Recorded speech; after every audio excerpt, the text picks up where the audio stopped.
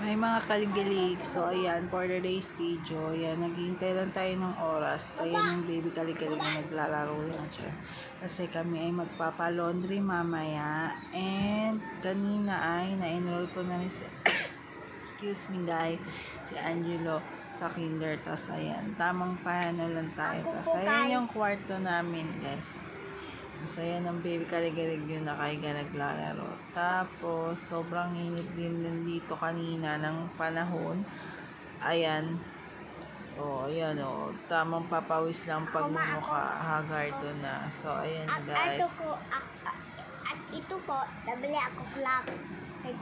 Kay dito ito. At meron daw siyang alarm clock. So, sinasabi niya. Ayan. Tingnan nyo guys, sobrang dry na yung hair ko.